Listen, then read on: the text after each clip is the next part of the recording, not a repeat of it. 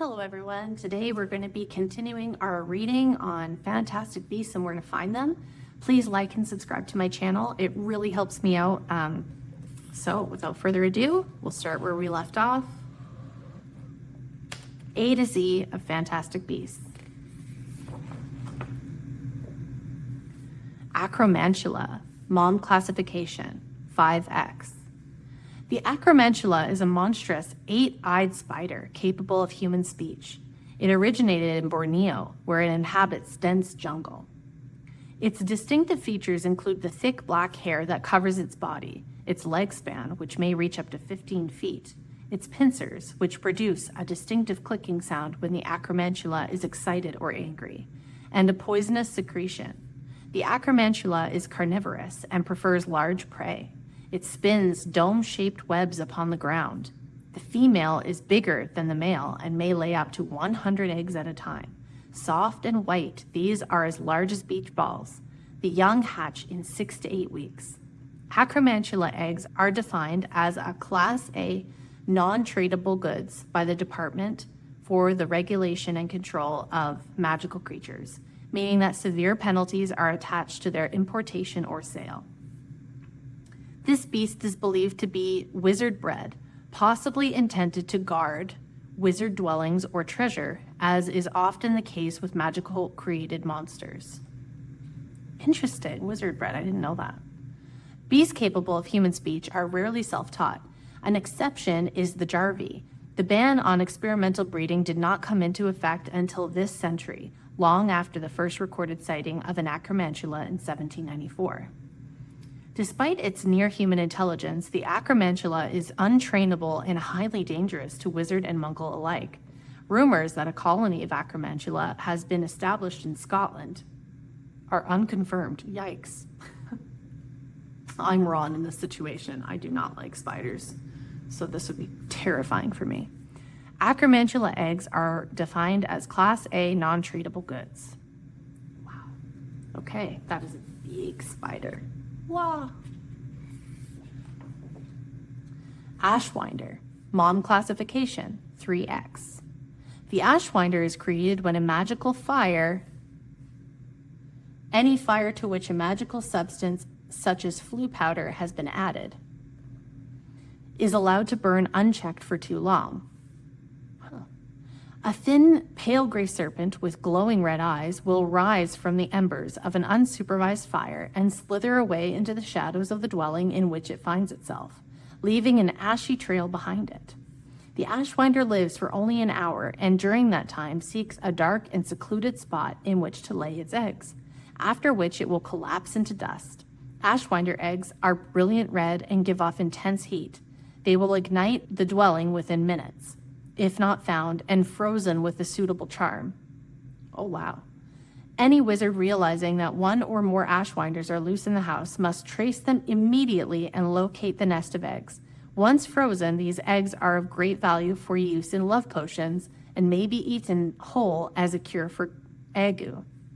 Ashwinders are found worldwide. Ashwinder eggs are brilliant red and give off intense heat. Ooh, that's scary. I actually didn't know that how they were made.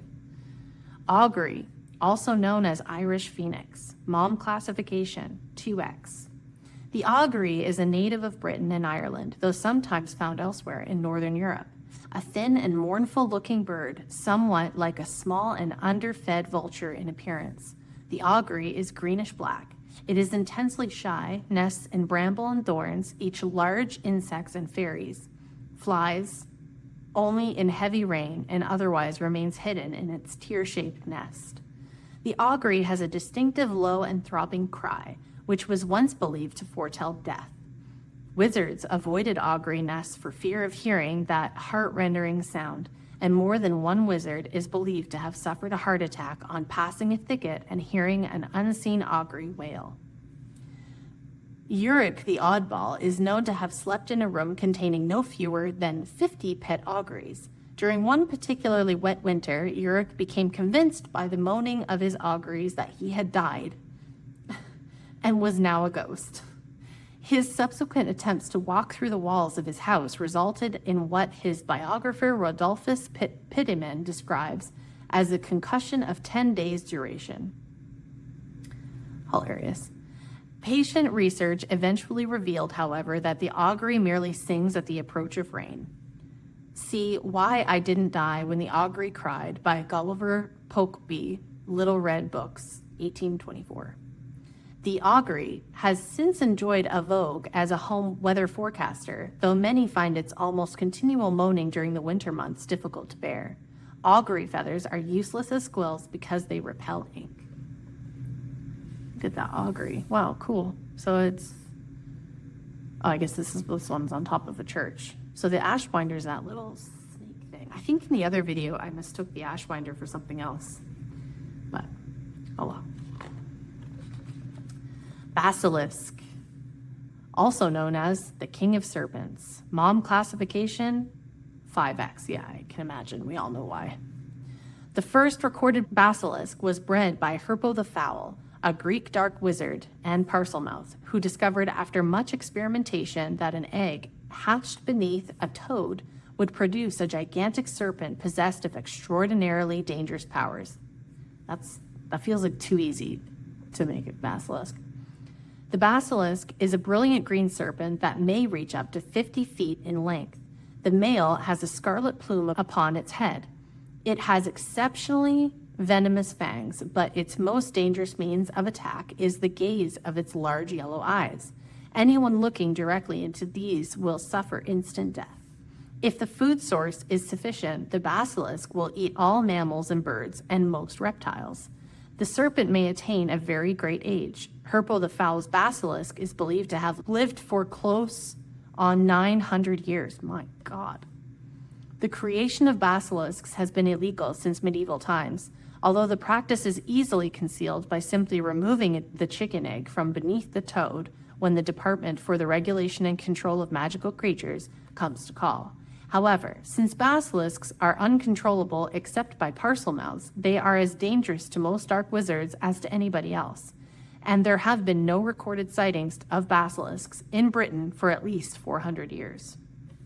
A chicken egg hatched beneath a toad would produce a gigantic serpent possessed of extraordinarily dangerous powers. Yeah, that just feels a little too easy for a 5X classification. Anyway, I guess maybe it's difficult. The toad doesn't want to stay on the egg. I don't really know. Wow, okay. So I wonder, did the one in the Chamber of Secrets have a red plume? Isn't that what it says that the males have? Yeah. Interesting. So I wonder if it was a male or a female. Billywig. Mom classification, 3X. The billywig is an insect native to Australia. It is around ½ an inch long and a vivid sapphire blue, although its speed is such that it is rarely noticed by muggles and often not by wizards until they have been stung. The billywig's wings are attached to the top of its head and are rotated very fast so that it spins as it flies. At the bottom of the body is a long, thin sting. Those who have been stung by a billywig suffer giddiness followed by levitation. Oh my. Generations of young Australian witches and wizards have attempted to catch billywig's and provoke them into stinging in order to enjoy these side effects.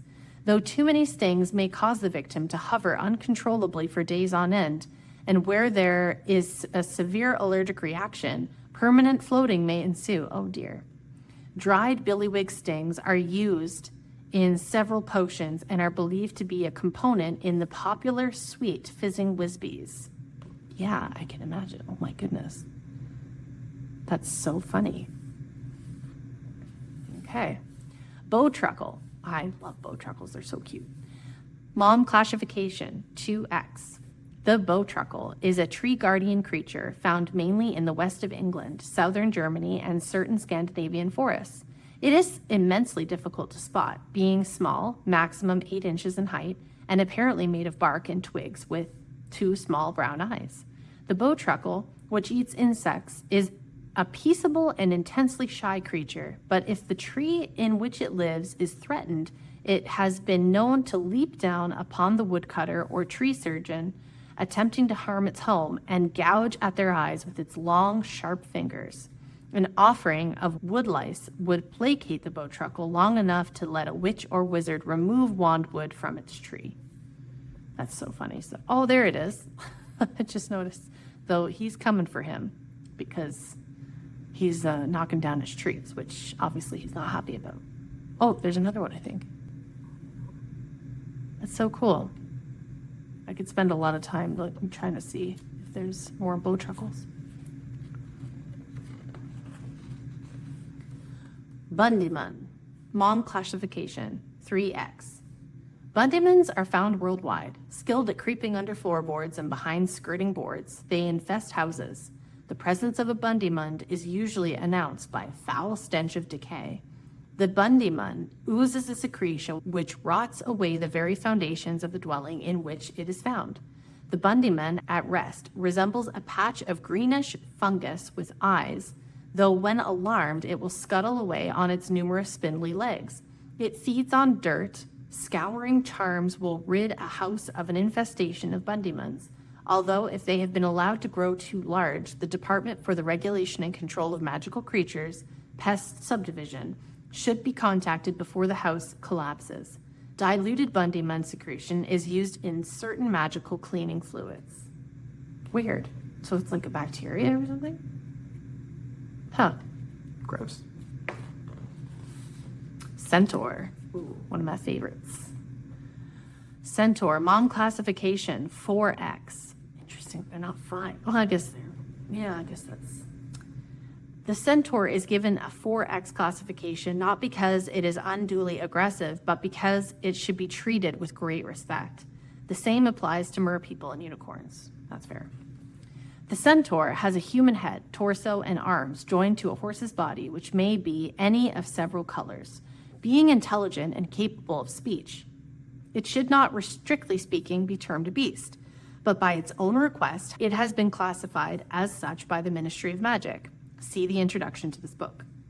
The centaur is forest-dwelling. Centaurs are believed to have originated in Greece, though there are now centaur communities in many parts of Europe.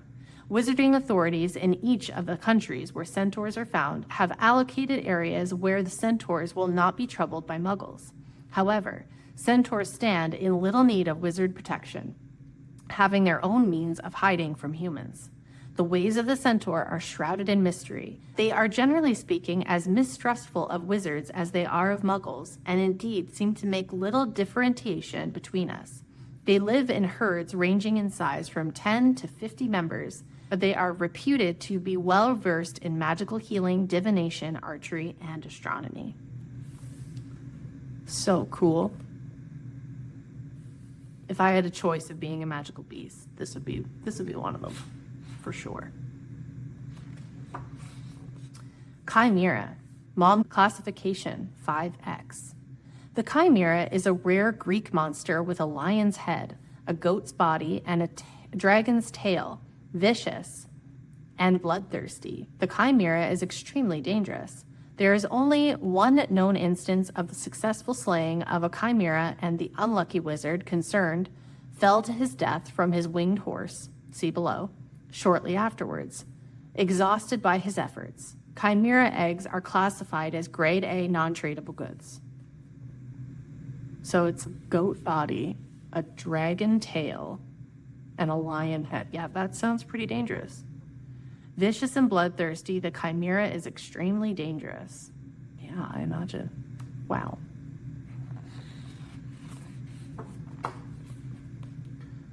Chispurful. No idea if I'm pronouncing that right. Mom classification, 2X. Chispurfles are small parasites up to 1/20th of an inch high, crab-like in appearance with large fangs. They are attracted by magic and may infest the fur and feathers of such creatures as Krupps and auguries. They will also enter wizard dwellings and attack magical objects such as wands, gradually gnawing their way through to the magical core, or else settle in dirty cauldrons where they will gorge upon any lingering drops of potion. In the absence of magic, chispurfles have been known to attack electrical objects from within. For a fuller understanding of what electricity is, see Home Life and Social Habits of British Muggles, Wilhelm Wigworthy, Little Red Books, 1987. Chisperful infestations explain the puzzling failure of many relatively new Muggle electrical artifacts. Though chisperfils are easy enough to destroy with any of a number of patented potions on the market, severe infestations may require a visit from the Pest Subdivision of the Department for the Regulation and Control of Magical Creatures, as chisperfils swollen with magical substances will prove very hard to fight. That's funny. Can you imagine this little thing? Wow. Crab-like in appearance with large fangs. I guess those are the little fangs. Oh, okay, interesting. Clapbert, mom classification 2X. This is terrifying. This would scare me, even though apparently it's harmless. The clapbert is a tree-dwelling creature, in appearance something like a cross between a monkey and a frog.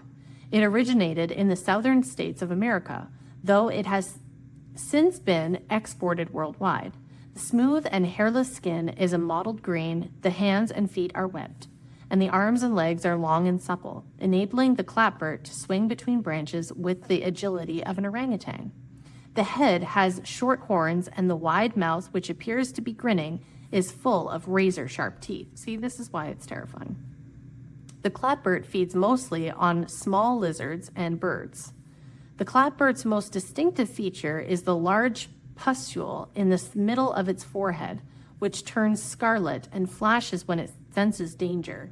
American wizards once kept clapberts in their gardens to give early warnings of approaching muggles, but the International Confederation of Wizards has introduced fines which have largely ended this practice. The sight of a tree at night full of glowing clapbert pustules, while decorative, might attract too many muggles wishing to ask why their neighbors still had their Christmas lights up in June. That's fair. The clapbert's most distinctive feature is a large pustule in the middle of its forehead. So it's like Rudolph's, but on the forehead, and obviously not a reindeer. Interesting. Krupp, mom classification 3X. The Krupp originated in the southeast of England. It closely resembles a Jack Russell Terrier, except for the forked tail. The Krupp is almost certainly a wizard-created dog, as it is intensely loyal to wizards and ferocious toward muggles. It is a great scavenger, eating anything from gnomes to old tires. Krupp licenses may be obtained from the Department for the Regulation and Control of Magical Creatures on completion of a simple test to prove that the applicant wizard is capable of controlling the Krupp in Muggle-inhabited areas. Krupp owners are legally obliged to remove the Krupp's tail with a painless severing charm while the Krupp is 6 to 8 weeks old, lest Muggles notice it. It closely resembles a Jack Russell Terrier except for the forked tail. So people who have Jack Russells, be aware of them because they might be wizards or witches. Demiguise, mom classification 4X.